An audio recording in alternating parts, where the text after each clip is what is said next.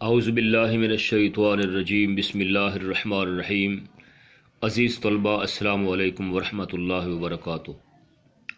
آج ہم اپنی بک کے سیکنڈ پارٹ یعنی الجزء الثانی میں جو پارٹ کا نام آتا ہے من ہدی الحدیث یعنی حدیث کی روشنی میں، یہ ہمارے سلیبس کا سیکنڈ پارٹ ہے۔ تو آج سے ہم جو احادیث والا پورشن ہے وہ شروع کر رہے ہیں۔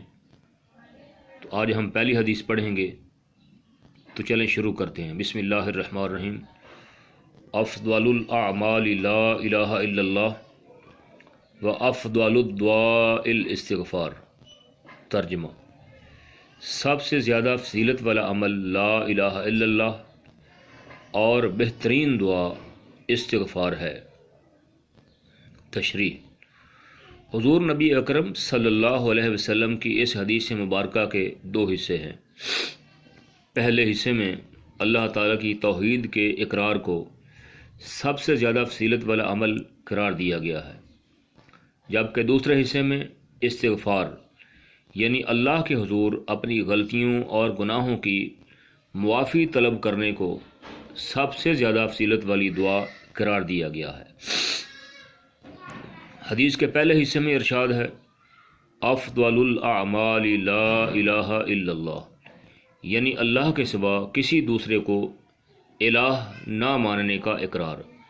الہ کا معنی ہوتا ہے معبود، یعنی کسی اور کو معبود نہ ماننے کا اقرار، اور اپنے عمل سے اس عقیدے کا اظہار سب سے زیادہ فضیلت اور عظمت والا عمل ہے۔ لا الہ الا اللہ میں لفظ الہ سے مراد ایسی ذات ہے جس کی عبادت کی جائے، جس سے بے پناہ محبت اور عقیدت ہو۔ وہ اللہ ہی کی ذات ہے جس نے ہمیں پیدا کیا، ہمیں عقل اور بصیرت عطا کی، ہمیں نہ صرف زندگی دی بلکہ زندگی کی تمام نعمتیں بھی عطا فرمائی۔ ہمیں چاہیے کہ اپنے قول اور فعل سے اسی ذات کو الہ مانیں، اپنا معبود مانیں، اسی کی عبادت کریں اور اسی سے سب سے زیادہ محبت کریں۔ حدیث کے دوسرے حصے میں ارشاد ہے: افضل الدعاء الاستغفار، یعنی بہترین دعا اللہ سے اپنے گناہوں اور نافرمانیوں کی معافی مانگنا ہے۔ انسان بعض اوقات دنیا کی ظاہری رنگینیوں میں کھو کر اپنے خالق و مالک کی رضا کے خلاف کسی غلطی یا گناہ کا ارتکاب کر بیٹھتا ہے۔ لہذا اللہ کو الہ ماننے کا تقاضا یہ ہے کہ انسان اپنی غلطی یا گناہ پر نادم اور شرمندہ ہو کر اللہ تعالیٰ سے معافی مانگ لے، کیونکہ اخروی نجات اس وقت تک ممکن نہیں جب تک اللہ تعالیٰ ہماری غلطیوں اور گناہوں کو معاف نہ کر دے۔ اگر کوئی اللہ کی نگاہ میں پسندیدہ اور محبوب بننا چاہتا ہے تو اسے چاہیے کہ چلتے پھرتے اٹھتے بیٹھتے دل و جان سے لا الہ الا اللہ اور استغفر اللہ کا اظہار کرتا رہے۔ تو عزیز طلبہ، اس حدیث پاک میں دو عظیم اعمال کا ذکر کیا گیا، یعنی اللہ کا ذکر کرنا لا الہ الا اللہ کے ذریعے اور اپنے گناہوں کی معافی مانگنا استغفر اللہ کے ذریعے۔ یہ جو کلمہ طیبہ ہے، اس کے بارے میں ایک واقعہ جو حدیث مبارکہ میں آتا ہے، اس کی فضیلت میں وہ یہ کہ ایک مرتبہ حضرت موسیٰ علیہ السلام نے اللہ تعالیٰ کی بارگاہ میں عرض کی کہ باری تعالیٰ، مجھے کوئی ایسا عمل بتائیے جو صرف میرے ساتھ خاص ہو اور میں اس کے ذریعے تجھے یاد کیا کروں۔ تو اللہ تعالیٰ نے فرمایا کہ اے موسیٰ، اے میرے کلیم، تم پڑھا کرو لا الہ الا اللہ۔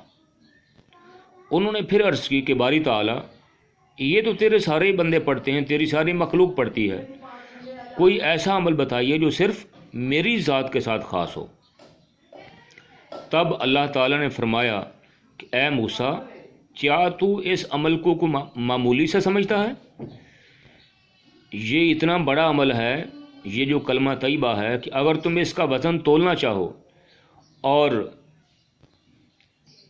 اور ترازو کے ایک پلڑے میں اس کلمہ کو رکھ دو اور دوسرے پلڑے میں 7 زمینوں اور 7 آسمانوں کو بھی رکھ دو، تب بھی اس کا وزن 7 آسمانوں اور زمینوں پر بھاری پڑ جائے گا۔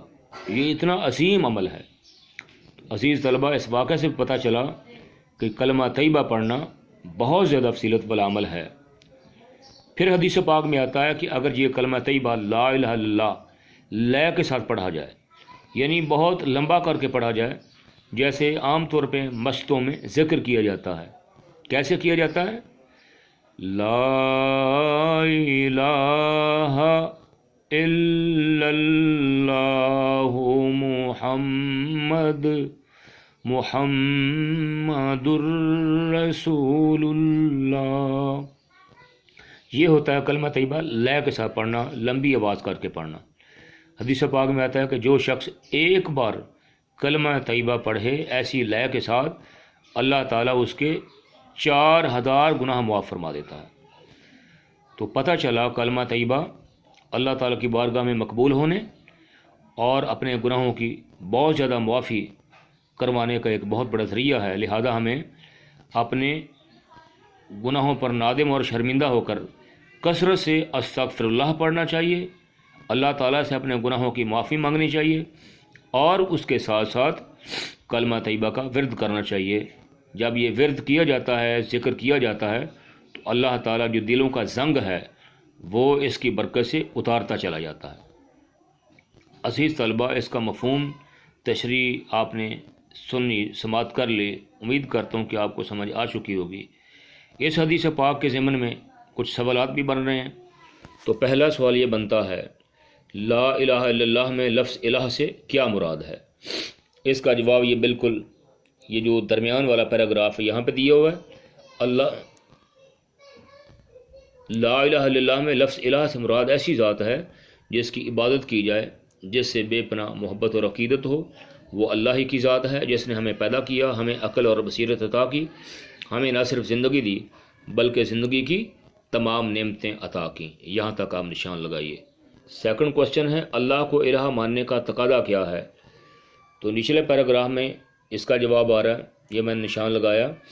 اللہ کو الہ ماننے کا تقاضا یہ ہے کہ انسان اپنی غلطی یا گناہ پر نادم اور شرمندہ ہو کر اللہ تعالیٰ سے معافی مانگ لے، کیونکہ اخروی نجات، اخروی کامیابی اس وقت تک ممکن نہیں جب تک اللہ تعالیٰ ہماری غلطیوں اور گناہوں کو معاف نہ کر دے۔ یہاں تک نشان لگائیے۔ تھرڈ کوشچن ہے، اگر کوئی شخص اللہ کی نگاہ میں پسندیدہ اور محبوب بننا چاہتا ہے تو اسے کیا کرنا چاہیے؟ اس کا جواب حدیث کے بالکل اینڈ پہ، اگر کوئی اللہ کی نگاہ میں پسندیدہ اور محبوب بننا چاہتا ہے تو اسے چاہیے کہ چلتے پھرتے اور اٹھتے بیٹھتے دل و جان سے لا الہ الا اللہ اور استغفر اللہ کا اظہار کرتا رہے۔ 2 سوال اور بھی بن رہے ہیں۔ کوشچن نمبر 4 یہ شروع میں آگے، ویسے تو سب سے زیادہ فضیلت والا عمل کون سا ہے؟ اس کا جواب ترجمے اور تشریح کے اندر ملا کر ہے۔ سب سے زیادہ فضیلت والا عمل لا الہ الا اللہ، یعنی اللہ تعالیٰ کی توحید کے اقرار کو سب سے زیادہ فضیلت والا عمل قرار دیا گیا ہے۔ 5واں سوال، سب سے زیادہ فضیلت والی دعا کون سی ہے؟ اس کا جواب بھی ترجمے اور تشریح کے اندر، سب سے زیادہ فضیلت والی دعا یعنی بہترین دعا استغفار ہے۔ استغفار یعنی اللہ کے حضور اپنی غلطیوں اور گناہوں کی معافی طلب کرنے کو سب سے زیادہ فضیلت والی دعا قرار دیا گیا ہے۔ عزیز طلبہ، امید کرتا ہوں کہ آپ کو آج کے سوالات ترجمہ و تشریح سمجھ آ چکی ہوگی۔ اس کو اچھے طریقے سے یاد کریں۔ وما علیہ الا البلاغ المبین۔